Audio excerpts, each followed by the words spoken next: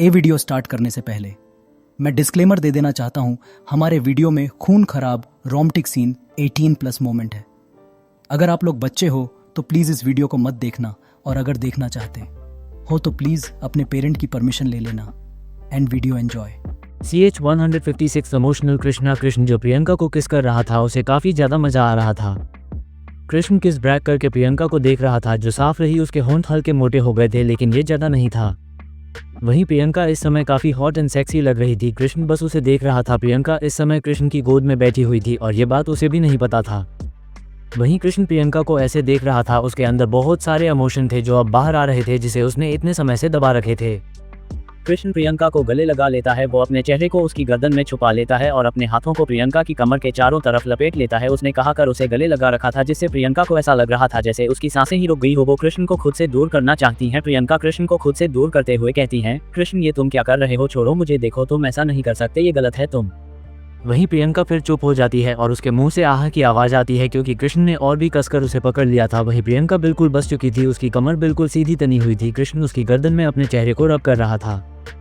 फिर कृष्ण प्रियंका की गर्दन में छुपे रहते हुए ही कहता है वाई, जिस पर प्रियंका कहती है क्या मतलब, जिस पर कृष्ण कहता है वाई यू हेट मी, जो सुनकर प्रियंका कहती है ऐसा नहीं है, जिस पर कृष्ण कहता है तो फिर कैसा है, क्या सब झूठ है, क्या तुम मुझसे नफरत नहीं करती। फिर कृष्ण प्रियंका को और कसकर पकड़ते हुए कहता है क्यों तुम मुझसे नफरत करती हो, क्या मैं इतना बुरा हूँ जो तुम मुझसे नफरत करती हो। जो सुनकर प्रियंका कहती है क्या तुम्हें सच में लगता है कि मैं तुमसे नफरत करूंगी। फिर प्रियंका आगे कहती हैं हाँ ये सच है कि मैं गुस्सा थी, लेकिन तुमसे नहीं खुद से। मुझे गुस्सा खुद पर आ रहा था क्योंकि मैं गलत थी, मेरी वजह से तुम्हें परेशान हुई, इसलिए मैं खुद पर गुस्सा थी। जिस पर कृष्ण कहता है क्या सच में मैं, जिस पर प्रियंका उसके बालों को सहलाते हुए कहती है हाँ सच में मैं कभी तुम पर गुस्सा नहीं थी। जिस पर कृष्ण कहता है लेकिन मैं अभी भी तुमसे गुस्सा हूँ। जो सुनकर प्रियंका कहती हैं हाँ मुझे पता है तुम मुझ पर गुस्सा हो और तुम्हें हक है, तुम हो सकते हो। फिर कृष्ण अपने चेहरे को रब करते हुए कहता है तुम मुझसे नफरत नहीं करती ना। जिस पर प्रियंका कहती है मैं तुम पर गुस्सा ही नहीं कर सकती तो नफरत कहाँ से करूंगी, मैं सच में तुमसे नफरत नहीं करती और मैं क्यों करूंगी तुमसे नफरत। फिर प्रियंका कहती हैं क्या तुम मुझसे नफरत करते हो, अगर करते हो तो तुम कर सकते हो, मुझे तुमसे कोई शिकायत नहीं। जिस पर कृष्ण उसे और भी कसकर पकड़ लेता है, जिससे प्रियंका कृष्ण को दूर करने की कोशिश करते हुए कहती हैं कृष्ण छोड़ो मुझे ऐसे दबाना बंद करो, मुझे दर्द हो रहा है। जो सुनकर कृष्ण कहता है मैं भी तुमसे नफरत नहीं करता, लेकिन मैं गुस्सा हूँ और वो भी बहुत ज्यादा। और ये कहकर कृष्ण प्रियंका की गर्दन पर अपने होठों से छूने लगता है। वो फिर धीरे से वहां किस करता है और लिख भी जब प्रियंका को ये महसूस होता है तो वो कृष्ण को खुद से दूर करते हुए कहती हैं कृष्ण देखो छोड़ो मुझे, और ये तुम कर क्या रहे हो, ये सब बंद करो कृष्ण, आह कृष्ण। वहीं कृष्ण प्रियंका को ऐसे देखकर वो अपनी पकड़ ढीली कर देता है। प्रियंका जैसे ही उसे अलग करती है, कृष्ण उसके होठों को कैद कर लेता है और उसे किस करने लगता है। कृष्ण अपने होठों को प्रियंका के होठों पर चलाते हुए उसके मुंह को खोलने लगता है, जो प्रियंका नहीं खोलती, और ये देखकर कृष्ण प्रियंका की कमर पर अपनी पकड़ कह लेता है और उसे कसकर दबा देता है, जिससे प्रियंका का मुंह खुल जाता है और कृष्ण उसे फ्रेंच किस करने लगते हुए उसके होठों को बाइट भी कर रहा था, जिससे अब ब्लड का टेस्ट आने लगा था। कृष्ण भी उसे किस कर रहा था। वहीं प्रियंका खुद को मजबूर समझ रही थी, वो कुछ भी नहीं कर पा रही थी। कृष्ण उसे 15 मिनट तक किस करता है, जिसके बाद वो प्रियंका से अलग हो जाता है। प्रियंका हाफ रही थी, उसे देखकर कृष्ण अपने होठों को फिर से लिक करता है। वहीं प्रियंका अभी भी अपने बिजनेस सूट में थी, लेकिन अब उसके अच्छे खासे सूट की हालत खराब हो चुकी थी। कृष्ण ने उसकी टाई ढीली कर दी और उसने उसके शर्ट का एक बटन भी खोल दिया, जिसके बारे में प्रियंका को पता ही नहीं था। वही प्रियंका अभी बिल्कुल मैसी लग रही थी, जो कृष्ण को काफ़ी ज़्यादा अच्छी लग रही थी। उसे आज प्रियंका को ऐसे देखकर एक अलग ही खुशी हो रही थी। वो अपने मन में धीरे से कहता है मैं तुम्हें और भी ज़्यादा बुरी हालत में देखना चाहता हूँ माय वाइफी। जो कहकर कृष्ण प्रियंका को अपनी इंटेंस नज़रों से देख रहा था। वहीं प्रियंका को भी कृष्ण की नज़रें महसूस हो रही थी। प्रियंका अपने आप को संभाल कर कृष्ण को घूर कर देखती है, लेकिन कृष्ण प्रियंका को देखकर धीरे से कहता है तुम बिजनेस वुमेन हो, चलो एक डील करते हैं। जिस पर प्रियंका उसे घूर कर कहती है मुझे नहीं करनी कोई भी डील। जिस पर कृष्ण कहता है तुम्हारा फायदा ज़्यादा है, लेकिन प्रियंका उसे देखकर कहती है नहीं। जो सुनकर कृष्ण कहता है ठीक है, लेकिन क्या मैं तुम्हें फिर से किस कर सकता हूँ। जो सुनकर प्रियंका की आंखें बड़ी बड़ी हो जाती है और वो कृष्ण को देखकर कहती हैं वो इतनी देर से क्या कर रहे थे तुम, और उतरो नीचे तुम अभी। जो सुनकर कृष्ण कहता है मैं कहीं नहीं जा रहा। फिर वो प्रियंका की तरफ झुकते हुए कहता है अभी मेरा मन नहीं भरा। जो सुनकर प्रियंका का मुंह खुला का खुला रह जाता है, क्योंकि कृष्ण बिल्कुल बेशर्मों की तरह बात कर रहा था। वो उसे ऐसे देखकर पीछे हटने लगती है। वहीं कृष्ण उसके पास आ रहा था। प्रियंका कृष्ण को देखकर कहती है कृष्ण देखो ये गलत है, तुम तो मुझे से गुस्सा थे ना, तो ये सब क्या है, देखो गुस्से में ये सब ठीक नहीं। जो सुनकर कृष्ण कहता है मुझे कोई फर्क नहीं पड़ता और मैं अभी भी तुमसे गुस्सा हूँ। जो सुनकर प्रियंका चौंक कर कृष्ण को देख रही थी, वहीं कृष्ण अब उसके बिल्कुल पास आ चुका था। कृष्ण अपने होठों को आगे बढ़ाकर किस करने ही वाला था, लेकिन प्रियंका अपने हाथ को बीच में लगा देती है, दोनों के होठों के बीच में, जिससे कृष्ण प्रियंका के हाथ पर किस करता है। कृष्ण की भौहें इकट्ठी हो जाती है और वो प्रियंका को देखने लगता है। प्रियंका कृष्ण को देख रही थी, जो उसके हाथ को अब घूर रहा था। प्रियंका कृष्ण को देखकर कहती है, देखो ये गलत है, तुम ऐसा नहीं कर सकते और हमारी लड़ाई हुई है उसे कंटिन्यू रखते हैं। जो सुनकर कृष्ण कहता है, ठीक है। जो सुनकर प्रियंका एक चैन की सांस लेती है, लेकिन कृष्ण फिर उसके हाथ को पकड़कर हटाकर उसे बिस्तर पर पिन करके प्रियंका के ऊपर आकर उसे देखते हुए कहता है, हम अपनी लड़ाई को कंटिन्यू रखेंगे, लेकिन अभी मुझे कुछ और करना है। जो कहकर कृष्ण फिर से प्रियंका को पैशनेटली किस करने लगता है। उस किस की आवाज़ उस कमरे में आ रही थी और कृष्ण प्रियंका के ऊपर था, जिससे उसे किस करने में और भी मजा आ रहा था। 20 मिनट बाद कृष्ण प्रियंका से अलग होता है और उसे देखने लगता है। प्रियंका अभी कृष्ण को देख रही थी, वो फिर कृष्ण को गुस्से से देखती है और उसे बिस्तर पर गिरा देती है। कृष्ण को लगा था कि प्रियंका अभी उसके कंट्रोल में है, लेकिन प्रियंका उसे दूसरी तरफ धकेल देती है और खुद बिस्तर से खड़ी हो जाती है। वो कृष्ण को देख रही थी, वहीं कृष्ण भी उसे ही देख रहा था। प्रियंका कृष्ण को देखकर कहती है, निकलो। जो सुनकर कृष्ण चौंक जाता है और प्रियंका को देखने लगता है, जो देखकर प्रियंका दांत भींचकर कहती है, चलो उठो। जो सुनकर कृष्ण उठ जाता है, वही प्रियंका कृष्ण को अपने कमरे से बाहर निकाल कर कहती है, निकलो यहाँ से ठरकी कहीं के।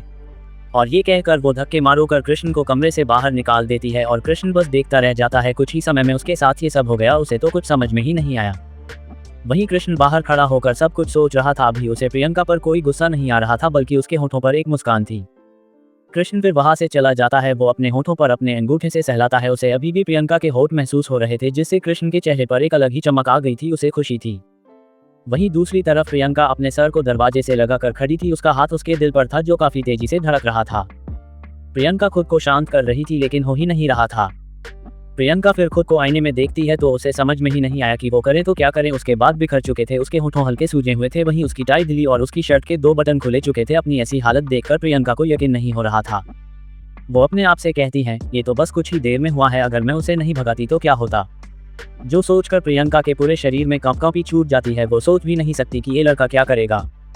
प्रियंका फिर खुद से कहती है, मुझे थोड़ा संभल कर रहना होगा, मुझे इसकी हरकतें कुछ ठीक नहीं लग रही। फिर प्रियंका आगे कहती है, ये तो कुछ ही दिन यहाँ रहा है और इतना बदल गया, अगर और ज़्यादा दिन रहा तो पता नहीं और क्या क्या सीखेगा। मुझे इसे गलत आदतों से दूर रखना चाहिए, जो इसने आज किया उससे भी। जो खुद को समझा पर प्रियंका फिर अपने कपड़े ठीक करती है। वो कपड़े नहीं बदलती, क्योंकि इनसे कृष्ण की खुशबू आ रही थी, जिसे वो नहीं हटाना चाहती है। प्रियंका अपने आप को आईने में देखकर कहती है, अब ठीक है। फिर वो फोन उठाकर राज को फोन करके कहती हैं, चौपर तैयार करो, हम आधे घंटे में निकल रहे हैं। जिस पर राज कहता है, जी बॉस, और फिर वो फोन रख देता है। वहीं प्रियंका अब अपने सामान को रख रही थी, जो उसके लिए जरूरी था, और वो आधे घंटे बाद यहाँ से सिंघानिया ग्रुप ऑफ इंडस्ट्रीज की तरफ निकल जाती है।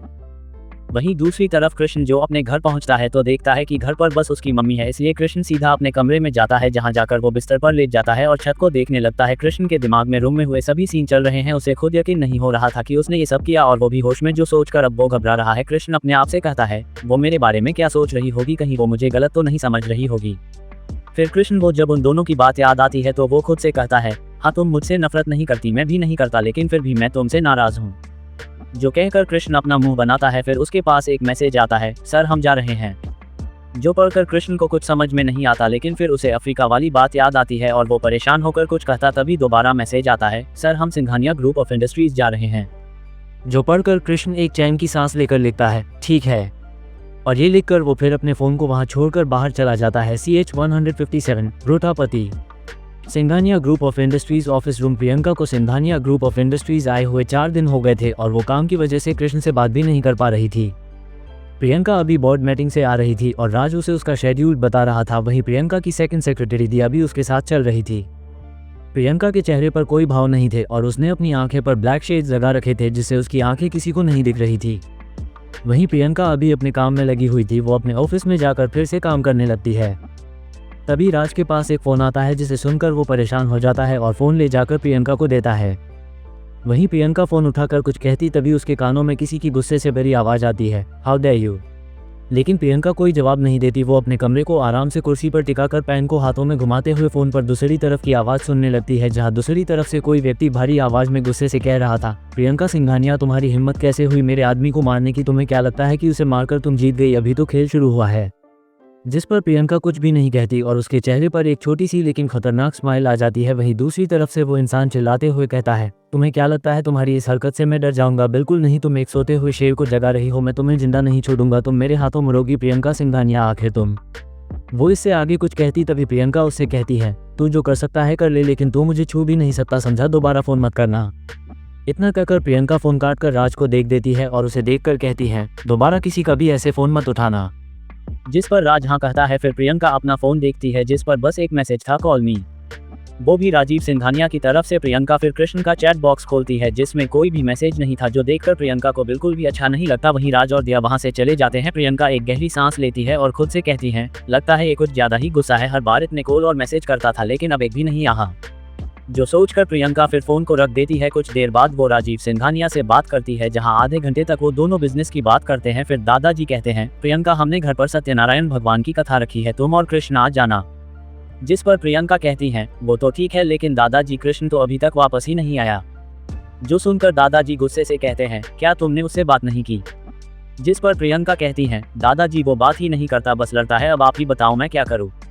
जिस पर दादाजी कहते हैं, मुझे नहीं पता, पति तुम्हारा है तुम देखो, लेकिन ध्यान रखना एक हफ्ते बाद घर पर पूजा है, अपने रूठो पति को मनाकर घर लेकर आना।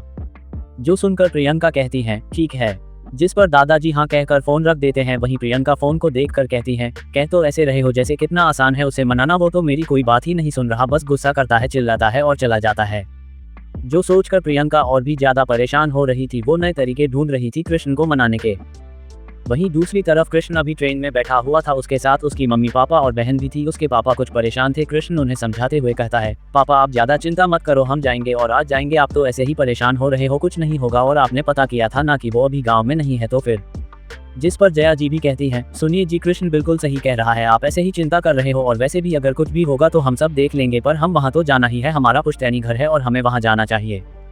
जिस पर कृष्ण भी हाँ कहता है। फिर वो सब अपने पुश्तैनी घर जो राजस्थान में था, और ये घर जैसलमेर के एक छोटे से गांव में था जहां कृष्ण के पूर्वज रहते थे, वो अभी वहीं जा रहे थे। उन्हें वहां पहुंचने में 7-8 घंटे लग जाते हैं। अभी रात हो रही थी, इसलिए वो सब एक छोटे से होटल में कमरा लेकर एक रात वहीं गुजारते हैं। कृष्ण सुबह जल्दी तैयार होकर बैठा था, वो तैयार होकर सबका इंतजार कर रहा था। कुछ देर बाद सब तैयार होकर नीचे जाते हैं जहां उन्हें कुछ लोग दिखते हैं जो जीप लेकर खड़े थे, हाथों में बड़े बड़े डंडे, और उन्होंने धोती कुर्ता पहना हुआ था। वो सभी लोग कृष्ण के परिवार को देखकर कहते हैं, खमा घन्नी बड़े सरकार ने थाने बुलाया से, जैथ हमारे साथ चलो तो ठीक रहेगा। जो सुनकर कृष्ण उन्हें देखकर फिर अपने पापा को देखता है, जो उन्हें देखकर कहते हैं, ठीक है हम बड़े सरकार से मिलने चलेंगे। ये सुनकर वो सब लोग उन्हें जीप में बैठा कर निकल पड़ते हैं। रास्ते में रेत ज्यादा थी, हर तरफ बस रेत ही रेत और कांटेदार वृक्ष, फूलों का और हरे भरे पेड़ नाम के बराबर। आधे घंटे बाद वो सब एक बड़ी सी हवेली के सामने रुकते हैं जो किसी राज का महल लग रही थी। वहां पर वैसे ही लोग थे जो डंडे लेकर खड़े थे। कृष्ण और उसका परिवार अंदर जाता है। कृष्ण की मम्मी अपने दोनों बच्चों का हाथ पकड़ लेती है जैसे वो इस जगह से डर रही हो। वो कृष्ण और माया को अपने साथ रखती है। कृष्ण के पापा आगे चल रहे थे, उनके चेहरे पर भी परेशान थी। कुछ देर बाद वो सब एक आंगन में पहुंचते हैं जहां एक व्यक्ति, जो बुरा तो नहीं था लेकिन फिर भी उसके कुछ बाल सफेद हो चुके थे, वो अपने हाथ में हुक्का लेकर पी रहा था जिससे आवाज हो रही थी। उसकी बड़ी बड़ी मूंछें थी, सर पर पगड़ी और उन्होंने सफेद धोती कुर्ता पहन रखा था। वहीं उन्हें देखकर लगता था कि ये घमंड में चूर हैं और इन्हें खुद पर कुछ ज्यादा ही भरोसा है। वहीं वो कृष्ण के बड़े ताऊजी कमलदास राठौर थे, ये यहाँ के सरकार थे। वहीं उनके पास में मुन्ना बिहारी खड़ा था जो कि लड़ाई झगड़े के लिए इनके साथ रहता था। इसे लड़ने का कुछ ज्यादा ही शौक था। ये बिहार से था और ये अपने साथ 50 लोगों को और लेकर यहाँ कमलदास राठौर के पास आया था क्योंकि इसे एक नामी बदमाश बनना है और इसलिए ये यहाँ काम करता था। उसकी हाइट छोटी है और पेट बाहर निकल रहा है और इसके हाथ में भी एक डंडा था। कृष्ण इन्हें काफी ध्यान से देख रहा था। उसे कुछ भी समझ में नहीं आ रहा था क्योंकि वो यहाँ पहली बार आया था। वहीं कमलदास कृष्ण के परिवार को देखकर हुक्का छोड़कर उन्हें देखकर खांसते हुए कहते हैं, पधारो पधारो आपनो घर से, मैं ये थारी बांट देखो तो जो थम तो आया ही कोनी तय, मैं थमन बुलाना तय था तो आओ पधारो हमारे घर। ये सुनकर कृष्ण के पापा उन्हें देखकर हाथ जोड़कर कहते हैं, कमा गन्नी बड़े सरकार सा मेरा प्रणाम स्वीकार करो। ये सुनकर कमलदास राठौर उसे देखकर कहते हैं, आहा आहा बैठो बैठो थारो घर से और थम उठे होटल में रवो, यो कोनी चोको लागत है रवो हमारे घर जो भी थारो से। ये सुनकर कृष्ण के पापा कुछ नहीं कहते और वहां से उठकर कहते हैं, बड़े सरकार हम यहाँ बस आपसे और अपनी कुल देवी से मिलने आए थे, इसलिए अब हमें जाने की अनुमति दीजिए। ये सुनकर कमलदास का चेहरा कठोर हो जाता है और वो हुक्का पीते हुए कहते हैं, रे मैंने लागिया तो मान जावेगा पर थारे रंग ढंग तो मैंने चोखे को नहीं लागे। एक काम कर जाए, तने इतनी तावल है तो तू वो कागज पर दस्तखत कर दे और चला जा, मैं थोड़ी टहने रोकूसू। ये सुनकर कृष्ण के पापा वहीं रुककर कहते हैं, सरकार माफ करना लेकिन मैं ये नहीं कर सकता। आप इतने सालों से बस उस जमीन के पीछे पड़े हो, मैं उसे नहीं दे सकता। वो हमारी पुश्तैनी जमीन है, मुझे माफ कीजिए, वो पिताजी ने मुझे दी थी। ये सुनकर कमलदास फिर से उसे लालच देकर समझाते हैं, लेकिन कृष्ण के पापा बिल्कुल भी हाँ नहीं करते। ये देखकर कमलदास गुस्से से कहते हैं, मुन्ना बिहारी इन सब ने अठे ही रन दे जब तक ये मैंने वह जमीन को नहीं देवे। और ये सुनकर कृष्ण के पापा उन्हें समझाने की कोशिश करते हैं, लेकिन वो सब उस घर में ही बंद हो जाते हैं। कृष्ण गुस्से से खुद से कहता है, फिर से नहीं, मैं बड़ी मुश्किल से एक शैतान से बचा था। फिर ये भगवान, क्या तुम मेरी जिंदगी अच्छी और सुकून भरी नहीं बना सकते थे? जो तुमने मेरी जिंदगी की बैंड बजा रखी है, कुछ दिन शांति से क्या गुजरते हैं, फिर कोई आ टपकता है। अब मैं क्या करूं? वहीं कृष्ण के पापा अपने रिश्तेदारों से बात कर रहे थे। कृष्ण के मामा जी कहते हैं, भाई साहब आप उस बेकार की जमीन को दे क्यों नहीं देते? बेकार में मुसीबत मोल ले रखी है, अपना ना सही बच्चों का तो सोचो। फिर कृष्ण के पापा फोन रखकर और सभी को करते हैं, लेकिन कोई भी इस मामले में नहीं आना चाहता था। कृष्ण के पापा उदास होकर बैठ जाते हैं, जो देखकर कृष्ण कहता है, पापा आप पुलिस को फोन कीजिए, वो हमारी मदद करेगी और वैसे भी ये कानून के खिलाफ है। जिस पर उसके पापा कहते हैं, बेटा बड़े सरकार की हर जगह चलती है, वो जो चाहे वो कर सकते हैं, वो खुद को यहाँ का भगवान मानते हैं। जिस पर कृष्ण कहता है, पापा वो बस एक इंसान है और कौन भगवान नहीं है, आप अपने किसी और जानकार से बात करो। जिस पर उसके पापा कहते हैं, बेटा ये राजस्थान है, यहाँ हमारी नहीं चलेगी और अब तो सभी लोग बड़े सरकार का ही साथ देंगे। फिर वो अपनी पत्नी को देखकर कहते हैं, भाग्यवान क्यों ना मैं उस जमीन को बड़े सरकार को दे दूं, और वैसे भी मेरे बच्चों से ज़्यादा जरूरी तो जमीन नहीं है। जिस पर दूसरी तरफ से आवाज़ आती है, बिल्कुल सही कहा आपने, आपके बचवा से जरूर तो कछु नहीं, और हम तो की कहात है, तुम ना एको काम और करो। फिर वो माया को देखकर कहते हैं, तुम अपनी इस बिटिया की शादी हमारे बचवा से कर दो, फिर हम तो को और ज़मीन भी दे देंगे, समझेगा? ये बात सुनकर कृष्ण को काफ़ी ज़्यादा गुस्सा आता है और वो गुस्से से कहता है, अपनी ज़बान को संभाल कर रख, कहीं ऐसा ना हो कि कट जाए। वो बहन है मेरी और तुझ जैसे लोगों को मैं उसके आसपास भी ना भटके दूँ, और तू शादी की बात कर रहा है, सोचना भी मत, समझा? और ये सुनकर मुन्ना बिहारी अपने मुंह में पान चबाते हुए हंसते हुए कहता है, वो कहे ना हमरे बचाव को सुथरी बिटिया अच्छी लागत है, तो तुम्हारी बिटिया बहुत ही मलूक है, तो हमने सोची कि क्यों ना तुम्हारा फ़ायदा किया जाए, कोई बात नहीं, हम दूसरा रास्ता ढूंढत है। और ये कहकर वो वहाँ से चला जाता है। वही कृष्ण गुस्से से कहता है, पापा ये क्या बकवास कर रहा है? जिस पर उसके पापा उसे डांट कर चुप करा देते हैं। वहीं माया डर से अपनी मम्मी को गले लगा लेती है और वो सब यहाँ से बाहर जाने के बारे में सोचने लगते हैं, लेकिन कोई रास्ता नहीं था जिससे बाहर जा सके, इसलिए वो सुबह का सोच कर सो जाते हैं। हालांकि कृष्ण सोना नहीं चाहता था, फिर भी सबके कहने पर वो सो जाता है। वहीं दूसरी तरफ प्रियंका अपने फ़ोन के एक मैसेज को देख रही थी, जिसमें कृष्ण अभी कहा है उसके बारे में जानकारी थी। प्रियंका ने 2 लोगों को कृष्ण के पीछे लगा रखा है, जो कृष्ण का पीछा करते हैं और प्रियंका को जानकारी देते हैं। प्रियंका अभी उसी जानकारी को देख रही थी, लेकिन वो अभी कुछ नहीं करती। वहीं दूसरी तरफ सुबह सुबह दरवाजे पर दस्तक होती है, जो सुनकर सब लोग उठ जाते हैं और जब देखते हैं तो बाहर एक नौकर खड़ा होकर कहता है, कमा गन्नी छोटे सरकार, आपको बड़े सरकार ने बुलाया है। ये सुनकर वो चारों एक दूसरे को देखने लगते हैं, फिर वो वहां जाने लगते हैं। कृष्ण के पापा वहां पहुंचते हैं। वहीं माया अपनी मम्मी और भाई के पीछे खड़ी थी। कृष्ण के पापा उन्हें प्रणाम करते हैं, जिस पर वो कुछ नहीं कहते। फिर वो वकील को कागज देने के लिए कहते हैं और अपनी रोबदाब आवाज में कहते हैं, ले अब दस्तखत कर और अब अड्डे तय निकल। वहीं उसकी बात सुनकर कृष्ण के पापा कहते हैं, बड़े सरकार मैंने कहा ना कि मैं साइना नहीं करूंगा। ये सुनकर कमलदास राठौर हंसते हुए कहते हैं, ठीक से पर तेरे बेटे और बेटी ने तुम्हें ले ही छोड़ जा। जिस पर कृष्ण के पापा कहते हैं, बड़े सरकार ये गलत है, मैं ऐसा कुछ नहीं करूंगा। जिस पर कृष्ण भी कहता है, आप बिल्कुल भी सही नहीं कर रहे, ये गलत है और आप मेरे पापा से ऐसे बात नहीं कर सकते। ये सुनकर कमलदास राठौर कृष्ण को देखकर कहते हैं, रे छोरे तू तो घना ही बड़ा और ठाड़ा हो गया रे, मैं तो तैने वो छोटा सा बालक समझू था। ये सुनकर कृष्ण अपना मुंह बनाता है, फिर उसकी मम्मी उसे चुप करा देती है। वहीं कृष्ण के पापा और कमलदास के बीच काफी देर तक बहस होती है। जब कृष्ण देखता है कि मामला हाथ से निकल रहा है तो वो परेशान हो जाता है। कृष्ण मम्मी कहती है, कृष्ण देखो अगर हालात बिगड़े तो अपनी बहन को लेकर यहाँ से भाग जाना बेटा, ये अच्छे लोग नहीं हैं। वहीं दूसरी तरफ बहस इतनी ज्यादा बढ़ चुकी थी कि कृष्ण के पापा ने कमलदास का कॉलर पकड़ लिया था, जो देखकर मुन्ना उन्हें दूर करता है। वही कमलदास अब काफी ज्यादा गुस्से में आ चुके थे, इसलिए वो गुस्से से कहते हैं, रे तू नू कोनी माने देख, अब तू यह जमीन भी मैंने देगा और तेरी छोरी को ब्याह में मुन्ना बिहारी के छोरा तय कराऊंगा और तू देख मैं तेरा क्या हाल करूँ हूँ। ये सुनकर वो कृष्ण के पापा को दूर धकेल देते हैं। कृष्ण उन्हें पकड़कर गुस्से से कहता है, आप ये सही नहीं कर रहे। ये देखकर मुन्ना आगे आकर कहता है, देख छोरे मैं तेरे तय कितना कहूँ, तू बड़े सरकार तय मत भिड़िए, यहाँ के भगवान से भगवान। ये सुनकर कृष्ण गुस्से से कहता है, ओह तो ये भगवान है, मुझे नहीं पता था कि भगवान को भी लालच होता है और वो भी जमीन का। वाह कैसे भगवान है, और कुछ लोगों को लेकर आप क्या खुद को ताकतवर समझते हो, आप कुछ भी नहीं हो। ये सुनकर मुन्ना बिहारी कृष्ण को मारने के लिए आगे आता है। कृष्ण भी उससे लड़ता है, कृष्ण उसे जमीन पर फेंक कर मारता है। वहीं मुन्ना के लोग कृष्ण और बाकी सबको घेर लेते हैं। तभी एक लड़की कहती है, बड़े सरकार आपने मेरे तय वचन दिया था कि छोटे सरकार के छोरा ने तुम मेरी छोरी का बन्ना बनाओगे। ये सुनकर बड़े सरकार कहते हैं, ठीक से 3 घंटा बाद इन दोनों का ब्याह करा दासा। और ये कहकर वो वहाँ से उस लड़की के साथ चले जाते हैं। वहीं बाकी सब भी चले जाते हैं। कृष्ण के पापा उन दोनों से कहते हैं, तुम दोनों एक काम करो, यहाँ से भाग जाओ ना, तुम रहोगे ना ये कुछ कर पाएंगे, जिसके लिए दोनों ही मना कर देते हैं। वहीं कृष्ण की मम्मी अब रोने लगी थी और कृष्ण के पापा की आंखें भी नम हो गई थी। माया ने भी हार मान ली थी। वहीं कृष्ण मन में कह रहा था, मुझे कभी कभी महसूस होता है कि मैं मुसीबत को अपने पास बुलाता हूँ, एक से बढ़कर एक, हाय मेरी हंसती खेलती जिंदगी बर्बाद हो गई। वहीं कृष्ण जब अपने परिवार को ऐसे देखता है तो वो उनसे बचते हुए किसी को फोन करके कहता है, कहा हो तुम, क्या तुम राजस्थान आ सकती हो? अगर आ सकती हो तो 2 घंटे में आओ, वरना फिर मत आना। और ये कहकर कृष्ण फोन रख देता है और वो अपनी मम्मी पापा और बहन को संभालता है। वहीं दूसरी तरफ प्रियंका अपने फ़ोन को घूर रही थी और वो उसे देखकर कहती है, ये क्या है? फिर वो राज को चौपर तैयार करने के लिए कहती है और वहाँ से निकल जाती है। CH-158 Priyanka meet Krishna parents.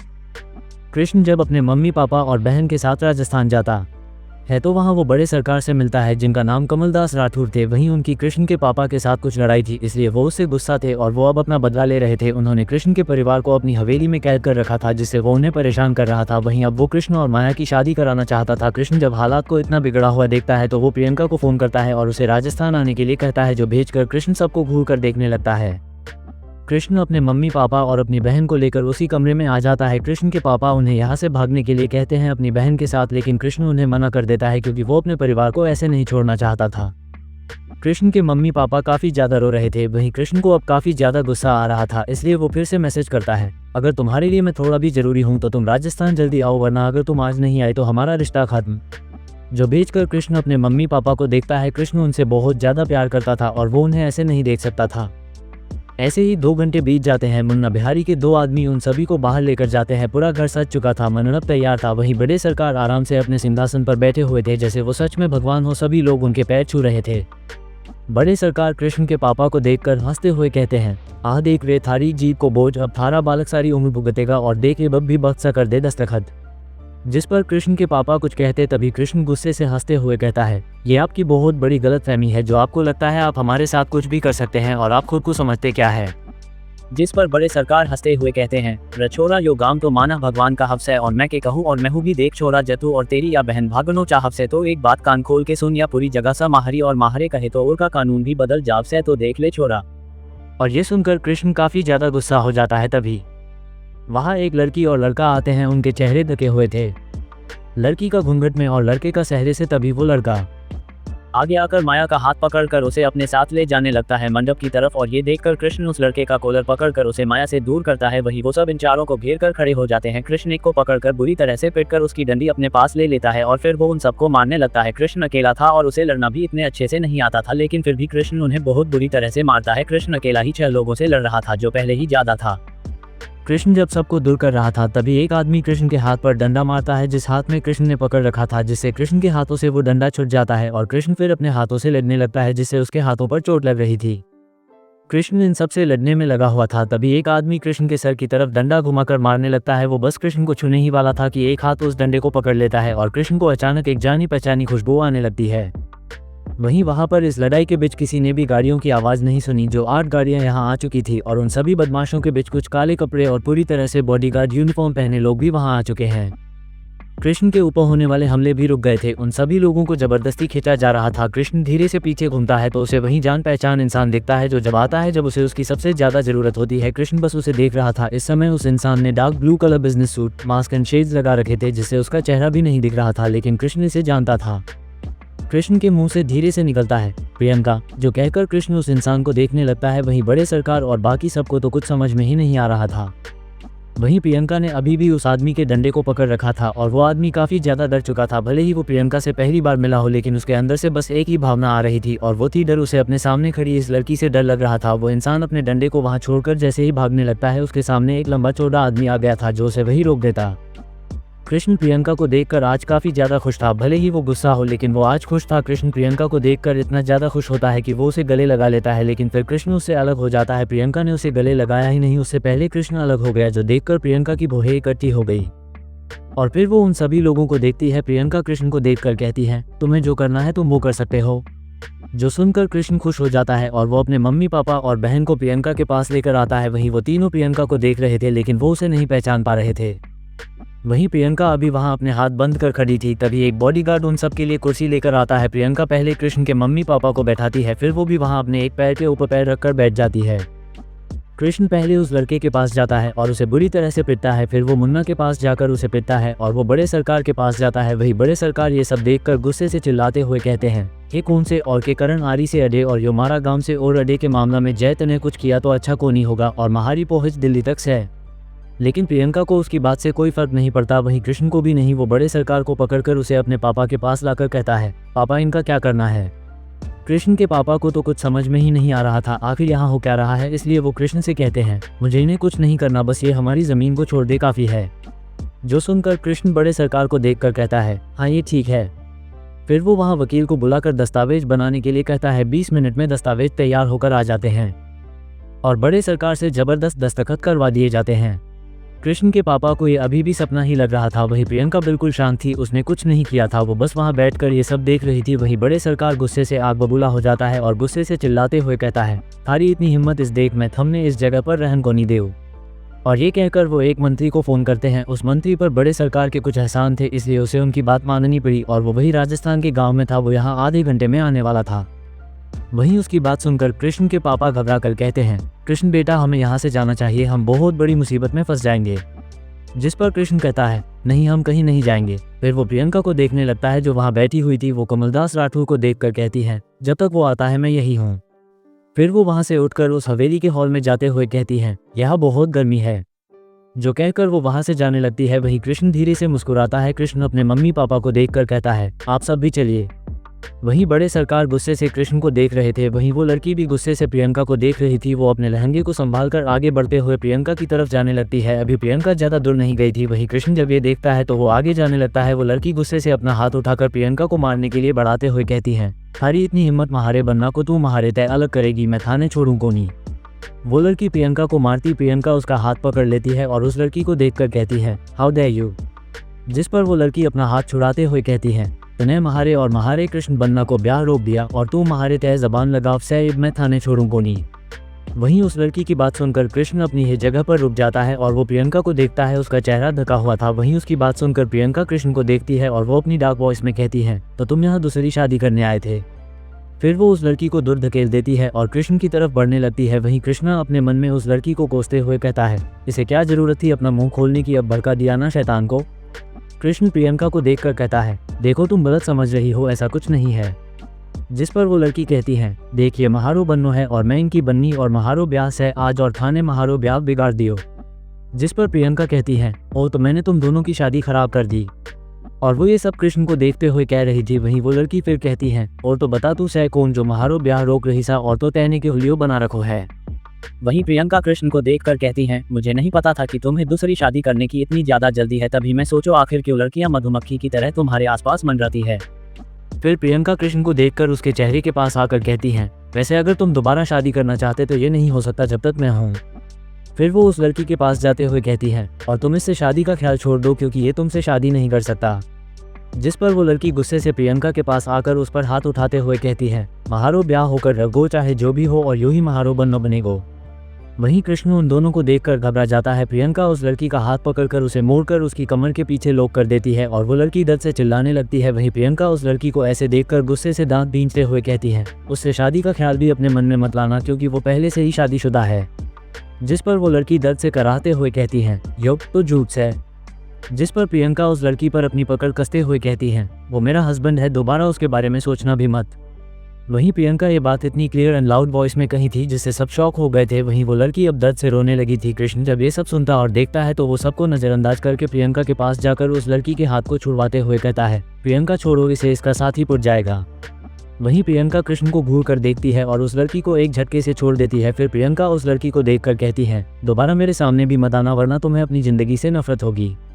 जो कहकर प्रियंका वहां से उस हॉल की तरफ चली जाती है। वहीं कृष्ण अपने मम्मी पापा और बहन को देखता है जो उसे ही हैरानी से देख रहे थे। कृष्ण को याद आता है कि प्रियंका ने उनके रिश्ते के बारे में बताया है। कृष्ण के पापा उसके पास आकर कहते हैं, कृष्ण ये सब। जिस पर कृष्ण कहता है, हाँ पापा ये सच है, वो मेरी वाइफ है और मैं उसके बारे में आप सबको बताने ही वाला था लेकिन बस थोड़ा डर रहा था। जिस पर उसकी मम्मी कहती है, लेकिन बेटा ये सब कब और कैसे तुमने हमें बताना भी जरूरी नहीं समझा। जो सुनकर कृष्ण कहता है, मम्मी मैं आपको हर सवाल का जवाब दूंगा, पहले हम यहाँ से चलते हैं। जिस पर वो लोग कृष्ण को देखते हैं, जिस पर कृष्ण कहता है, सच में आपको सब कुछ बताऊंगा उसके बारे में और हमारी शादी के बारे में। आप अभी बस ये बात ध्यान रखिए कि मेरे पास और कोई रास्ता नहीं था उससे शादी करने के अलावा। जिस पर उसके पापा कहते हैं, ठीक है लेकिन तुम्हें हमें सब कुछ बताना होगा। जिस पर कृष्ण हाँ कहता है। फिर वो अपने परिवार के साथ प्रियंका के पास जाता है और अपने मम्मी पापा को कहता है, मम्मी पापा ये प्रियंका है मेरी वाइफ। जो सुनकर प्रियंका उन्हें देखने लगती है। फिर प्रियंका उनके पैर छूती है जो उन्हें भी अच्छा लगता है। प्रियंका का चेहरा ढका हुआ था जो देखकर वो थोड़ा हैरान थे, लेकिन कृष्ण के लिए ये कोई नई बात नहीं थी क्योंकि प्रियंका हमेशा ही ऐसे रहती थी। फिर कृष्ण के मम्मी पापा प्रियंका को आशीर्वाद देते हैं। कृष्ण माया को दिखाकर कहता है, ये माया। जिस पर प्रियंका हम कहती है। वो सब और कुछ कहते तभी वहाँ 2 कार आती है और उन कार से 3 बॉडीगार्ड बाहर आते हैं। ये सामान्य बॉडीगार्ड थे जो हर मंत्री के पास होते हैं। वो बड़े सरकार से मिलता है। उन्हें देखकर प्रियंका कुछ भी नहीं कहती, उसे इन सबसे कोई फर्क नहीं पड़ता। वहीं वो आदमी जैसे ही अंदर आता है वो प्रियंका को देखता है जो वहीं खड़ी थी। वो मंत्री प्रियंका को देखकर कहता है, तो तुम हो वो। जो कहकर वो प्रियंका को ऊपर से नीचे तक देखता है। वो प्रियंका को नहीं जानता था। प्रियंका ऐसे लोगों से नहीं मिलती, वो हमेशा अपने बराबर के लोगों से ही मिलती है और ये उनके आसपास भी नहीं था। वहीं वो मंत्री जिसका नाम लालू प्रसाद था वो कहता है, देखो हम यहाँ के मंत्री हैं और हम जनता के सेवक हैं, इसलिए तुम्हें बड़े सरकार जो कि जनता है उन्हें ऐसे परेशान नहीं करना चाहिए, ये कानून के खिलाफ है। वो ये सभी बातें काफ़ी धीरे धीरे बोल रहा था जिसे प्रियंका उसे चिढ़ते हुए देख रही थी। वो उसे देखकर कहती है, निकलो। जो सुनकर वो मंत्री कहता है, तुम्हें पता है हम यहाँ के मंत्री हैं फिर भी तुम हमसे ऐसे बात कर रही हो, हम तुम्हें माफ़ नहीं करेंगे। हम दिल्ली के बहुत सारे मंत्रियों को जानते हैं, हमारी पार्टी तुम्हें नहीं छोड़ेगी। उसकी बात सुनकर प्रियंका कुछ कहती तभी वहाँ राज आ जाता है। वो भागते हुए आया था। राज को देखकर वो मंत्री भी चौंक जाता है क्योंकि वो राज को जानता था और वो 3 महीनों से राज से मिलने की कोशिश कर रहा था ताकि वो बस एक बार प्रियंका से बात कर सकें। वहीं वो राज को देखकर खुश हो जाता है और अपने काम के बारे में सोचने लगता है। उसके चेहरे पर चमक थी। वहीं राज उसे नज़रअंदाज करके प्रियंका के पास जाकर जल्दी से कहता है, बॉस जो आपने कहा था काम हो गया है। वहीं वो मंत्री जब राज के मुंह से बॉस सुनता है तो वो चौंक जाता है और अपनी नज़रें प्रियंका की तरफ करता है जिसमें अब डर था। उसे ये बात पता थी कि राज जिसे बॉस कहता है वो और कोई नहीं प्रियंका सिंघानिया है। जब मंत्री को इस बात का एहसास होता है तो वो अंदर तक डर जाता है। वो बड़े सरकार को देखता है जो अभी अपनी जीत की खुशी मना रहे थे। CH 159 कुलदेवी के दर्शनगढ़ जोड़े की पूजा।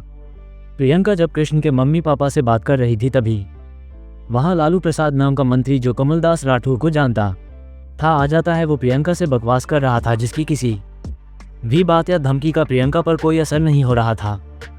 तभी वहाँ राज आ जाता है जो प्रियंका के काम से कहीं गया था। वहीं वो मंत्री राज को देखकर काफी ज्यादा खुश था क्योंकि वो राज से मिलना चाहता था, लेकिन जब वो राज के मुंह से बॉस शब्द सुनता है तो वो प्रियंका को डर से देखने लगता है क्योंकि उसे पता था राज सिर्फ एक इंसान को ही अपना बॉस मानता है और वो उसका सेक्रेटरी भी है और वो और कोई भी Priyanka Singhania group of industries की CEO है। जो सोचकर वो मंत्री डर जाता है और डरते हुए प्रियंका को देखने लगता है। वो अपनी लड़खड़ाती जुबान में कहता है, BBO बॉस। जो कहकर वो अपने दोनों हाथ जोड़कर प्रियंका के सामने झुककर कहता है, बॉस मुझे माफ़ कर दीजिए, मुझे नहीं पता था कि ये आप है, वरना मैं ऐसी गलती नहीं करता। मैं बेवकूफ़ हूँ, मैं गधा हूँ, मुझे अंकल नहीं है, कृपया करके मुझे माफ़ कर दीजिए, मैं आपको पहचान नहीं पाया। और ये कहते समय वो मंत्री अचानक अपने घुटनों पर आ जाता है जो देखकर सब लोग हैरान थे, कृष्ण भी, लेकिन राज नहीं। वही कमलदास को तो कुछ समझ में ही नहीं आ रहा था कि आखिर ऐसा क्या हुआ जो ये मंत्री इस तरह कर रहा है। कमलदास राठौर गुस्से से कहते हैं, यो के कर रोसा रहतु तो मंत्री सा और तुम एक छोरी के सामने हाथ जोड़ और उनते भीख मांगे रहते न होके गयो। और ये कहकर वो लालू प्रसाद को उठाने लगता है। वहीं लालू प्रसाद ये देखकर कमलदास राठौर को जोर से धक्का मारकर कहता है, बेवकूफ़ तू कभी अपने दिमाग से काम नहीं ले सकता। देख मुझे अपनी ज़िंदगी बहुत प्यारी है और अपनी कुर्सी भी अगर यही नहीं रहेंगे तो मैं क्या करूँगा। वहीं उन दोनों की बकवास को नज़रअंदाज करके राज को देख कर कहती है, क्लोज द मैटर। जो सुनकर राज कहता है, जी बॉस हो जाएगा, आप चलिए। जिस पर प्रियंका कृष्ण को देखकर कहती है, चलो। जो कहकर वो वहाँ से जाने लगती है और वो सब भी उन लोगों को एक नज़र देखकर वहाँ से चले जाते हैं। प्रियंका अपनी कार में थी और वो चारों अलग कार में क्योंकि कृष्ण अपने परिवार के साथ आना चाहता था। वहीं कृष्ण कार में अपने मम्मी पापा को देखकर कहता है, मम्मी पापा आप दोनों जानना चाहते थे ना कि मैंने शादी क्यों की। जिस पर वो दोनों हाँ कहते हैं। जिस पर कृष्ण कहता है, आपको याद है जब मेरा कॉलेज में एडमिशन हुआ था और मैं पार्टी में गया था तब आप दोनों का एक्सीडेंट हुआ था। जिस पर वो दोनों हाँ कहते हैं। फिर कृष्ण आगे कहता है, जब आप दोनों को डॉक्टर के पास ले जाया गया था तब इलाज की रकम 50 लाख थी। वो काफ़ी ज़्यादा थी और समय कम, मेरे पास बहुत कम समय था। मैंने सबसे मदद मांगी लेकिन किसी ने मदद नहीं की और उस समय मैं बिल्कुल हार गया था। तब मेरे पास एक अनजान हाथ आया था किसी और के जरिए और उसने मेरी मदद की। बस बदले में मुझे उससे शादी करनी थी क्योंकि उसका परिवार उसकी शादी कराना चाहता था और उस दिन मैंने प्रियंका से शादी कर ली। जो सुनकर जया जी हैरान होकर कहती हैं, क्या तुम दोनों की शादी तब हो गई थी और तुमने हमें बताया भी नहीं। जिस पर कृष्ण कहता है, उस वक्त आप दोनों की तबीयत ठीक नहीं थी और बाद में मेरी हिम्मत नहीं हुई इसलिए मैं नहीं बता पाया, लेकिन मैंने कुछ गलत नहीं किया। जिस पर उसके पापा कहते हैं, ये लड़की देखने में आम नहीं लगती, कौन है ये, क्या ये कोई एक्ट्रेस है या कुछ और। जिस पर कृष्ण कहता है, आपका अंदाज़ा सही है, ये प्रियंका है, इसका पूरा नाम प्रियंका सिंघानिया है और ये सिंघानिया ग्रुप ऑफ इंडस्ट्रीज़ की CEO है। जो सुनकर कृष्ण के परिवार को झटका लगता है। कृष्ण के पापा खबर देखते रहते हैं, इसलिए उन्हें सिंघानिया ग्रुप ऑफ इंडस्ट्रीज़ के बारे में पता था, लेकिन फिर भी वो कंफ्यूज करते हुए कहते हैं, क्या तुम उसी सिंघानिया ग्रुप ऑफ इंडस्ट्रीज़ की बात कर रहे हो जो इस देश की ही नहीं पूरे एशिया की सबसे पावरफुल एंड स्ट्रॉन्ग इंडस्ट्रीज़ है। जिस पर कृष्ण हाँ कहता है, जो सुनकर उसके पापा को यकीन नहीं हो रहा था और वो उसे देखकर कहते हैं, कृष्ण बेटा मजाक मत करो, क्या ये सच है। जिस पर कृष्ण कहता है, हाँ पापा ये सच है, ये सच में वही है। जिस पर वो कहते हैं, मैंने सुना है कि वो बहुत ज़्यादा अमीर है और उनकी दौलत का अंदाज़ा लगाना मुश्किल ही नहीं नामुमकिन है। जिस पर कृष्ण हाँ कहता है, जो सुनकर उस कार में शांति छा जाती है। फिर वो कार एक 7 स्टार होटल के सामने रुकती है। वो सब कार से बाहर आते हैं। कृष्ण प्रियंका को देखता है जो अंदर जा रही थी, वो सब भी अंदर जाते हैं। कृष्ण के मम्मी पापा बड़े ही ध्यान से प्रियंका को देख रहे थे। एक बॉडीगार्ड प्रियंका को रूम कार्ड देता है जो लेकर प्रियंका ऊपर जाने लगती है। वो बॉडीगार्ड उन्हें साथ चलने का कहता है। वहीं प्रियंका ने एक स्वीट लिया था, इसलिए वो कार से दरवाज़ा खोलकर अंदर जाती है। वो सब भी अंदर आते हैं। प्रियंका अंदर आकर कहती है, आप सब फ्रेश हो जाए, तब तक मैं खाना मंगवाती हूँ। फिर वो उनके कपड़े देखती है, जो देखकर वो अपने बॉडीगार्ड को इशारा करती है। वो बॉडीगार्ड वहाँ से चला जाता है और 10 मिनट में वो सबके लिए कपड़े लेकर आता है। प्रियंका उन्हें कपड़े देकर कहती है, आप कपड़े बदल लीजिए। उन सबको थोड़ा अजीब लग रहा था। वहीं कृष्ण कपड़े लेकर बदलने के लिए चला गया था। फिर बाकी सब भी चले जाते हैं। प्रियंका वहीं सोफे पर बैठ जाती है और बॉडीगार्ड को खाने का कहती है कि वो सबके लिए खाना लेकर आए। जिस पर वो बॉडीगार्ड हाँ कहकर वहाँ से चला जाता है। वहीं प्रियंका सोफे पर बैठकर अभी कुछ काम कर रही थी। कृष्ण 20 मिनट में नहा कर आ जाता है और वो प्रियंका को देखकर उसके पास जाता है, जहाँ प्रियंका अपने फ़ोन को देखते हुए कहती है, ओह तो तुम आ गए, बैठो। जो सुनकर कृष्ण कुछ नहीं कहता और बैठ जाता है। फिर वो प्रियंका को देखकर कहता है, थैंक यू आज मेरी मदद करने के लिए। जिस पर प्रियंका कहती है, इसमें कोई बड़ी बात नहीं और वैसे भी मुझे तो आना ही था, आखिर तुमने मुझे इतनी अच्छी धमकी जो दी थी। जो सुनकर कृष्ण कुछ समझ नहीं पाता कि उसने कब प्रियंका को धमकी दी। जिस पर प्रियंका उसे अपना फ़ोन दिखाती है, जहां कृष्ण ने रिश्ता खत्म करने वाली बात लिखी हुई थी, जो देखकर कृष्ण अपनी नज़रें फेर लेता है। वहीं प्रियंका ये देखकर कहती है, वैसे मुझे पहले लगा कि तुम मुझे बस धमकी दे रहे हो डराने के लिए, लेकिन उस लड़की की बात और वहाँ का माहौल देखकर मैं समझ गई थी कि अगर मैं नहीं आती तो तुम उस लड़की से शादी कर लेते। जो सुनकर कृष्ण कहता है, ऐसा कुछ नहीं था। जिस पर प्रियंका कहती है, ओह ऐसा क्या, लेकिन सच्चाई तो कुछ और ही है। जिस पर कृष्ण दूसरी तरफ देखकर कहता है, मैं ऐसा कुछ नहीं कर रहा था, यहाँ एक तो संभलती नहीं, मैं पागल थोड़ी ना हूँ जो दूसरी लेकर आऊँगा ताकि मैं घर में हर रोज वो देख सकूँ। जिस पर प्रियंका कहती है, ऐसा कुछ नहीं होगा। जिस पर कृष्ण कहता है, क्यों, क्या तुम उसके साथ अच्छे से रहोगी। जिस पर प्रियंका कहती है, ऐसा कुछ नहीं है, क्योंकि मैं उस लड़की को वहीं जान से मार दूंगी ताकि ऐसा कुछ ना हो। जो सुनकर कृष्ण हैरान होकर प्रियंका को देखने लगता है। वहीं दूसरी तरफ कृष्ण के मम्मी पापा और बहन भी नहाकर बाहर आ चुके थे, लेकिन उन दोनों की बातें सुनकर वहीं रुक जाते हैं और उनकी बातें सुनने लगते हैं, क्योंकि उन्हें जानना था कि इनका रिश्ता कैसा है। वहीं दूसरी तरफ कृष्ण जब ये सुनता है तो वो प्रियंका को देखकर कहता है, वैसे तुम्हें इसके अलावा कुछ नहीं आता। जिस पर प्रियंका कहती है, मैं मुसीबत को जड़ से खत्म करने पर यकीन करती हूँ। जिस पर कृष्ण कहता है, चलो छोड़ो, और वैसे भी मुझे तुमसे बहस नहीं करनी, और हाँ तुम अब जा सकती हो। जिस पर प्रियंका कहती है, मैं यहाँ किसी और काम के लिए भी आई थी। जिस पर कृष्ण कहता है, क्यों, क्या फिर से कोई बिजनेस वर्क है, हाँ वैसे भी तुम तो यही करती हो। जिस पर प्रियंका कहती है, मैं तुम्हें ये बताने आई थी कि मम्मी ने 1 हफ्ते बाद सत्यनारायण भगवान की पूजा रखी है और तुम्हें वहाँ आना है। जिस पर कृष्ण कुछ नहीं कहता, जो देखकर प्रियंका कहती है, देखो जो भी है वो हमारे बीच है, इसमें परिवार को लाने की ज़रूरत नहीं, और मुझे पता है दादाजी ने तुम्हें सब कुछ बता दिया है, लेकिन अगर तुम फिर भी गुस्सा रहना चाहते हो तो ये तुम्हारी मर्जी है, और हाँ तुम मम्मी पापा को भी लेकर आ जाना, मैं कार भेज दूंगी 1 दिन पहले। जिस पर कृष्ण कहता है, ठीक है, और हाँ दादाजी ने मुझे सब बता दिया, लेकिन क्या तुम मुझे सच नहीं बता सकती थी, हर बार तुम मुझसे सब कुछ छुपाती हो, क्या मैं इस काबिल भी नहीं कि सच जान सकूँ। जिस पर प्रियंका कहती है, ऐसा नहीं है, तुम काबिल हो, लेकिन कभी कभी सच काफ़ी कड़वा होता है, जो हम ना जाने तो अच्छा है, और वैसे भी एक ना एक दिन सब कुछ तुम्हें पता चल ही जाएगा। प्रियंका यहाँ डबल मीनिंग बातें कर रही थी जो कृष्ण की समझ में नहीं आती, इसलिए वो उठकर कहता है, मुझे नहीं सुननी तुम्हारी जलेबी जैसी गोल गोल बातें। जिस पर कृष्ण कुछ नहीं कहती। फिर वो कृष्ण के परिवार को देखकर कहती है, आप सब नहा लिए। जिस पर वो हाँ करते हैं। फिर उन सब का खाना आ जाता है। प्रियंका उन सब के साथ बैठकर खाना खाती है। कृष्ण भी आराम से खाता है और कृष्ण के मम्मी पापा भी, लेकिन वो बार बार प्रियंका को देख रहे थे। प्रियंका ने अभी कोई मास्क नहीं लगा रखा था, लेकिन उसने अपने शेड्स नहीं उतारे थे। प्रियंका को देखकर वो लोग हैरान थे। वही प्रियंका काफ़ी ज़्यादा खूबसूरत थी। वो तीनों बस उसे देख रहे थे। खाने से ज़्यादा उनकी नज़रें प्रियंका पर थी। प्रियंका खाना खाकर फिर वहाँ सबको देखती है। जब प्रियंका उन्हें देखती है तो वो खाना खाने लगते हैं। वहीं कृष्ण प्रियंका को देखकर आगे आकर कहता है, तुम क्या हमेशा अपनी आंखें पर इन शेड्स को लगाकर रखती हो, हटाओ इन्हें। जो कहकर कृष्ण प्रियंका के शेड्स हटा देता है। प्रियंका अपनी आंखें बंद कर लेती है। वहीं वो तीनों प्रियंका की तितली के पंखों जैसी लंबी और घनी पलकें देख रहे थे। प्रियंका बिल्कुल हेवनली ब्यूटी लग रही थी। फिर वो अपनी आंखें खोलती है। उसकी नीली आंखें देखकर उन लोगों को और भी ज़्यादा हैरानी होती है। प्रियंका की आंखें का रंग पूरा नीला नहीं था, वो बिल्कुल समंदर के पानी जैसा था, ओशन ब्लू कलर, जो बिल्कुल अलग था। वहीं कृष्ण भी उसकी उन नीली आंखों को देखने लगता है। माया ये सब देखकर कहती है, भाभी क्या आपकी आंखों का रंग असली है, कहीं ये लेंस तो नहीं? जिस पर प्रियंका कहती है, नहीं ये रियल है मेरी आंखों का। जिस पर माया कहती है, ये कितनी खूबसूरत है, अच्छा है जो आप इन्हें ढककर रखती हो। वहीं कृष्ण की मम्मी भी उसे देखकर कहती है, हाँ बेटा ये काफ़ी खूबसूरत है। जिस पर प्रियंका बस मुस्कुरा देती है। वहीं कृष्ण उन सब की बातों से होश में आ जाता है और वो फिर प्रियंका से अपनी नज़रें हटा लेता है। वहीं कृष्ण की मम्मी को थोड़ा अजीब लग रहा था, इसलिए वो उसे देखकर कहती है, क्या मैं तुम्हें बेटा बुला सकती हूँ?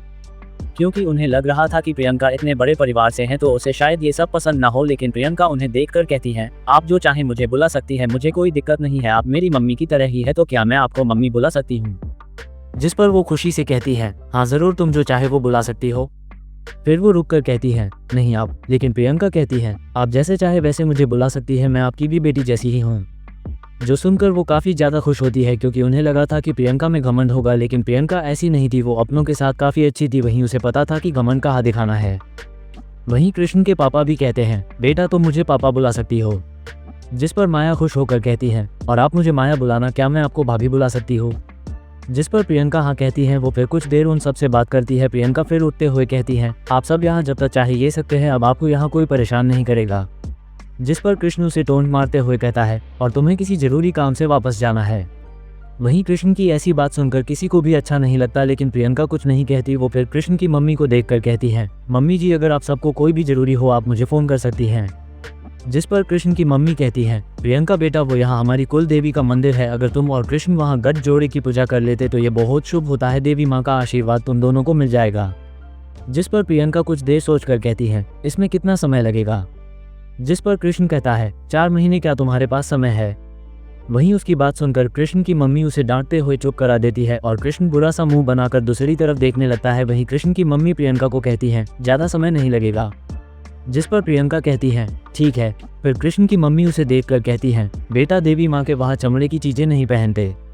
जो सुनकर प्रियंका अपने कपड़े देखती है। फिर वो राज को फ़ोन करके दूसरे कपड़े मंगवाती है जिसमें चमड़ा ना हो। कुछ ही देर में उसके कपड़े आ जाते हैं। वहीं वो सब राज को देखकर समझ जाते हैं और कृष्ण उन्हें बताता है कि वो प्रियंका का सेक्रेटरी है। वहीं उन्हें अब ये भी पता चल गया था कि कृष्ण कोई कंपनी में नहीं जाता, लेकिन उसे इस पर कोई ज़्यादा डांट नहीं पड़ती। उसके मम्मी पापा उसे ये कहकर छोड़ देते हैं कि उसने उन्हें इतनी अच्छी बहू दी है। जो सुनकर कृष्ण गुस्से से मुँह फूला कर कहता है, बहू क्या है बेटा, पराया हो गया है, अब मैं क्या करूँ, मेरा तो अब कोई नहीं।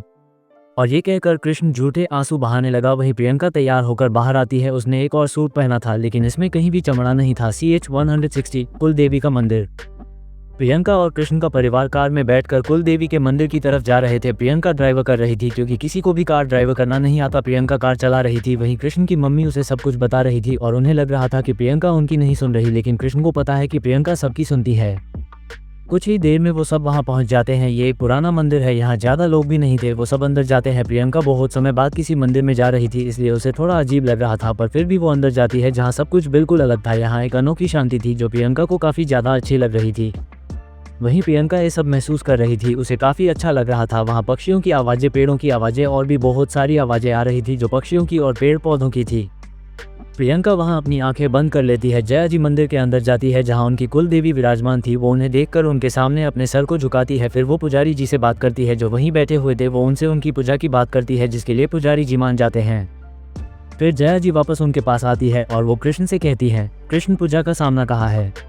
जिस पर कृष्ण सामान कार से निकालता है। फिर पुजारी जी पूजा की तैयारी शुरू कर देते हैं। वहीं जया जी जब प्रियंका को देखती है तो उन्हें कुछ कमी लगती है। फिर उनकी नज़र जाती है कि प्रियंका ने सर पर चुन्नी नहीं डाल रखी है और उनका मानना था कि पूजा करते समय सर ढका होना चाहिए, जो सोचकर उन्हें छोड़ अजीब लगता है। वो कुछ कहना चाहती थी लेकिन फिर वो कुछ नहीं कहती। फिर वो सब पूजा में बैठ जाते हैं। प्रियंका एक नज़र अपने बॉडीगार्ड को देखती है तो वो कार से एक बैग लाकर प्रियंका को देता है। प्रियंका उस बैग को देखकर मुस्कुराती है और उसमें से एक चुन्नी निकालकर अपने सर पर डाल लेती है, जो देखकर जया जी के चेहरे पर मुस्कान आ जाती है और वो फिर पूजा पर ध्यान लगाती है। कृष्ण भी प्रियंका को देखकर कुछ नहीं कहता, वो दोनों साथ ही बैठे हुए थे।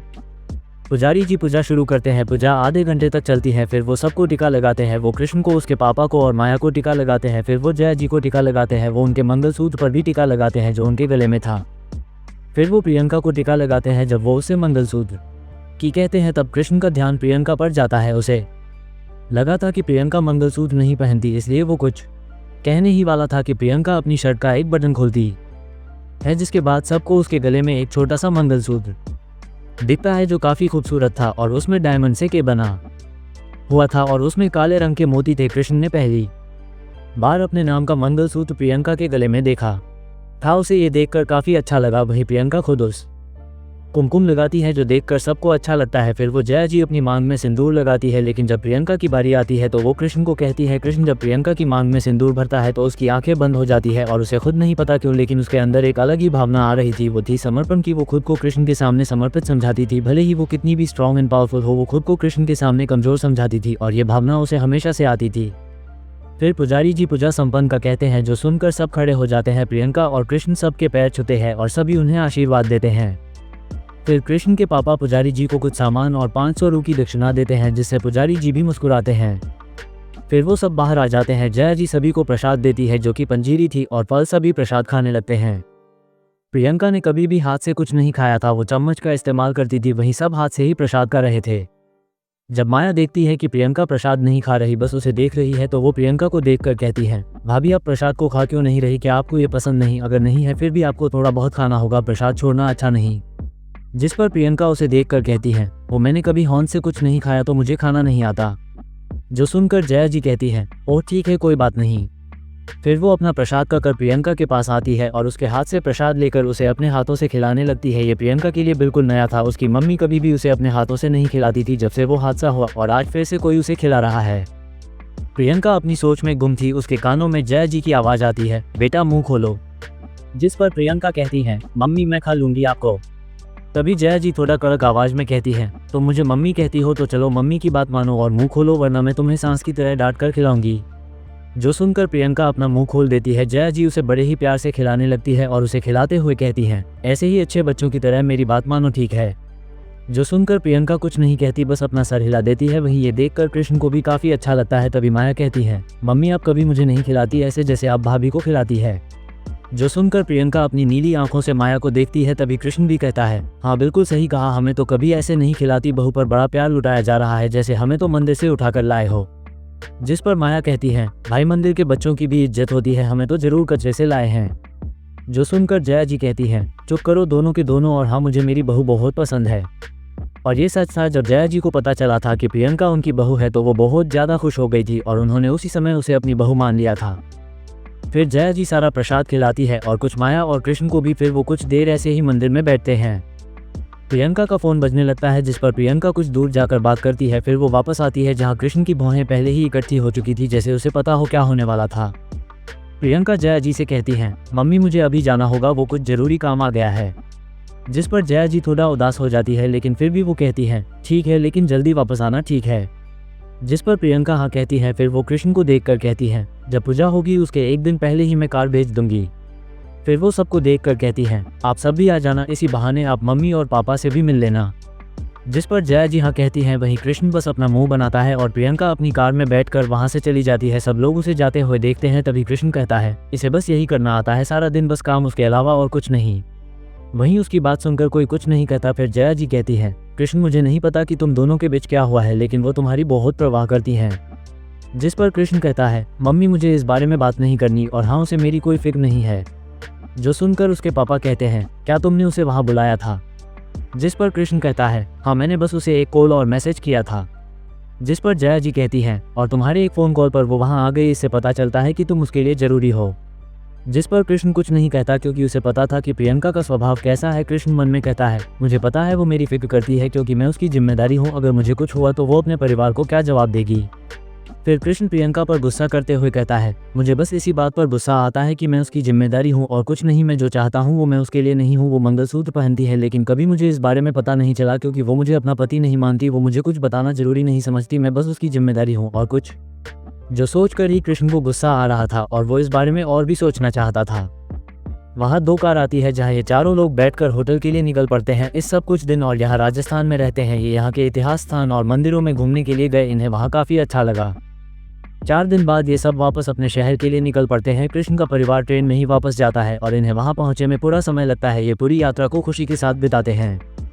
फिर वो जल्दी ही अपने शहर भी पहुंच जाते हैं जहां इन्हें काफ़ी ज़्यादा अच्छा लगता है। फिर एक दिन सब लोग आराम करते हैं। अभी प्रियंका के घर जाने में समय था 2 दिन का, जो सोचकर सब लोग आराम करते हैं। कृष्ण वहां पहुंचकर प्रियंका को मैसेज करने का सोचता है लेकिन फिर वो नहीं करता। वहीं दूसरी तरफ प्रियंका जो अभी अपने ऑफिस में बैठी हुई थी और एक फाइल पढ़ रही थी, तभी उसके पास राज आकर कहता है बॉस सर घर पहुंच चुके हैं। जिस पर प्रियंका हम कहती है। फिर राज वहां से चला जाता है। उसके जाने के बाद प्रियंका अपने फ़ोन को देखती है जहां एक भी मैसेज नहीं था, जो देखकर वो कहती है लगता है ये अभी भी गुस्सा है, ऐसे तो काम नहीं चलेगा, मुझे कुछ करना होगा। जो सोचकर प्रियंका फिर से अपने काम में लग जाती है। वहीं दूसरी तरफ कृष्ण जिसे वापस आए अभी 1 दिन हो गया था। सभी लोग घर में बैठकर बातें कर रहे थे, तभी वहां कृष्ण के मामा जी आते हैं, जिन्हें देखकर कृष्ण उन्हें नमस्कार करता है। कृष्ण के मामा जी काफ़ी खुश थे। वो सभी को देखकर कहते हैं भाई साहब अच्छा हुआ जो आप सब ठीक है, जब आपका फ़ोन आया तब मैं तो बहुत ज़्यादा डर गया था। फिर वो कृष्ण को देखकर उसका भी हालचाल पूछते हैं और कुछ देर और बात करते हैं। कुछ देर बाद कृष्ण के पापा कहते हैं कहो कैसे आना हुआ, मुझे पता है ऐसे तो नहीं आए हो। जिस पर कृष्ण के बड़े मामा झूठी हंसी हंसते हुए कहते हैं भाई साहब आप बहुत समझदार हो, वो मैं यहाँ एक और काम से आया था, इसलिए मैं बात को गोल गोल नहीं घुमाऊंगा। फिर वो एक लड़की की फोटो रखी कर कहते हैं भाई साहब ये लड़की बहुत बड़े घर से इकलौती है, कोई भाई बहन नहीं, सब कुछ इसके पति का ही होगा शादी के बाद। फिर वो अपने हाथों को मलते हुए कहते हैं भाई साहब मैं सोच रहा था कि हमारा कृष्ण किसी से कम नहीं है, दिखने में भी अच्छा है और हमारे संस्कार भी इसमें है, तो ये लड़की कृष्ण के लिए कैसी होगी। और हाँ आप चिंता मत करो, लड़की बहुत अच्छी है, सभी गुण है, आप चाहें तो खुद देख लेना। जिस पर कृष्ण के पापा उसकी तरफ गंभीर भाव से देखते हुए कहते हैं हमें माफ़ करना, लेकिन हम इस रिश्ते को नहीं स्वीकारा करते। जिस पर मामा जी कहते हैं अरे भाई साहब आप ये क्या कह रहे हो, ऐसी लड़की लाखों में एक को मिलती है। जिस पर कृष्ण के पापा कहते हैं माफ़ करनी, लेकिन अब हम कृष्ण की शादी नहीं कराना चाहते। जिस पर मामा जी कहते हैं लेकिन क्यों भाई साहब, बात समझिए, लड़की बहुत अच्छी है और सबसे बड़ी बात इकलौती है और कोई नहीं है आपके लिए, तो ये बहुत अच्छी बात है। जिस पर कृष्ण के पापा कहते हैं नहीं हम ऐसा नहीं कर सकते। जिस पर मामा जी कहते हैं लेकिन क्यों आप समझिए। तभी जया जी कहती हैं जब कहा ना कि कृष्ण की शादी नहीं होगी, क्या समझ में नहीं आ रहा। जिस पर मामा जी कहते हैं लेकिन बहन परेशान क्या है, लड़की में है या किसी और में। फिर वो कुछ देर याद करके कहते हैं कहीं आप मेरी वजह से तो नहीं, जब मैंने आपको वहाँ मना कर दिया था। जिस पर जया जी कहती हैं नहीं ये वजह नहीं है। जिस पर मामा जी कहते हैं फिर क्या बात है, एक बार देखो तो रिश्ता कितना अच्छा है हमारे कृष्ण के लिए। जिस पर जया जी कहती हैं हम कृष्ण की शादी नहीं करा सकते क्योंकि वो पहले से ही शादीशुदा है, उसकी एक पत्नी है। जो सुनकर मामा जी चौंक जाते हैं और फिर अचानक हंसते हुए कहते हैं क्या सहन कैसा मजाक करती हो, कृष्ण की शादी। लेकिन फिर उनकी हंसी गायब हो जाती है जब वो किसी को भी हंसता नहीं देखता। फिर वो भी रुक कर कहते हैं बहन क्या ये सच है, लेकिन कब और कैसे। जिस पर जया जी उसे सब कुछ बताती है, जो सुनकर मामा जी हैरान रह जाते हैं और चौंकते हुए कृष्ण को देखकर कहते हैं कृष्ण बेटा तुमने ये बात हमें पहले क्यों नहीं बताई, तुम्हें पता है ऐसी लड़कियां बिल्कुल भी अच्छी नहीं होती और ये काफ़ी चालाक होती है, ये जरूर तुम्हारे पैसों के पीछे है, शायद उसे पहले से ही तुम्हारे राजस्थान वाले घर और जायदाद के बारे में पता होगा, बेटा वो लड़की सही नहीं है। वहीं उनकी बात सुनकर कृष्ण को गुस्सा आ रहा था, उसे प्रियंका के बारे में ये सब सुनना अच्छा नहीं लग रहा था। कृष्ण कुछ कहता तभी जया जी कहती हैं देखो मेरी बहू के बारे में कुछ भी कहने की जरूरत नहीं है और अगर तुम्हें उससे कोई भी परेशान है तो उसे अपने पास रखो, वो मेरी बहू है। जो सुनकर मामा जी थोड़ा नर्म होकर कहते हैं बहन मैं तो कह रहा था कि हमने उस लड़की को देखा नहीं, तो फिर कैसे क्यों ना एक बार हम उसे देख ले, अगर कोई फोटो हो तो। जिस पर जया जी कृष्ण की तरफ देखती है, जो देखकर कृष्ण कहता है मेरे पास नहीं है, लेकिन अगर आप उसे देखना चाहते हैं तो कल हम घर जा रहे हैं तो आप हमारे साथ चल सकते हैं। जिस पर जया जी भी कहती हैं हाँ ये अच्छा होगा, इसी बहाने उसके परिवार से भी मिल लेना और उसे भी देख लेना। जिस पर मामा जी भी हाँ कहते हैं। फिर वो कुछ देर और बात करते हैं और वहाँ से चले जाते हैं। वहीं फिर जया जी कहती है कृष्ण बेटा ये सही तो होगा ना, क्योंकि हम उनके परिवार के बारे में कुछ नहीं जानते। जिस पर कृष्ण कहते हैं मम्मी आप चिंता मत करो, कुछ नहीं होगा। फिर वो सब कुछ देर और बात करते हैं। कृष्ण प्रियंका को मैसेज कर देता है कि वो कल और भी ज्यादा कार भेज दे, जिस पर प्रियंका ठीक है का मैसेज करती है। और फिर कृष्ण कुछ समय अपने दोस्तों के साथ बिताकर वापस अपने घर आ जाता है और खाना खाकर सो जाता है। वहीं दूसरी तरफ प्रियंका रात को अपना ऑफिस काम करती है, क्योंकि उसे कुछ ज़्यादा ही काम था। वो रात को 11:35 पर वापस घर आती है। फिर वो नहाकर अपने बिस्तर पर लेट जाती है। वो अपने इस कमरे को देखती है जो उसे अब खाली लगता था। बस एक इंसान के जाने से प्रियंका को ये बिल्कुल भी पसंद नहीं आ रहा था। वो बिस्तर पर लेटे हुए ही चांद को देखने लगती है जो खिड़की से बाहर था। उसके दिमाग में बहुत कुछ था, लेकिन काम की थकान की वजह से उसे नींद आ जाती है और वो आराम से बिस्तर पर लेटकर सो जाती है। प्रियंका का कमरा और उसका घर कृष्ण के जाने से बिल्कुल खाली हो गया था, जो उसे बिल्कुल भी पसंद नहीं था। Smile hello friends, smile smile smile smile. तो कैसे हैं आप सब, आशा है अच्छे होंगे, खुश होंगे और स्वास्थ्य होंगे और मेरी कहानी को पढ़कर खुश हो रहे होंगे। तो चलिए, मुझे आप सबसे एक बात पूछनी थी कि आप सबको इस कहानी का कौन सा किरदार सबसे ज़्यादा पसंद है और क्यों, और हाँ, जल्दी जवाब दीजिए। वैसे मैं भी आपको अपना पसंदीदा किरदार बताऊं।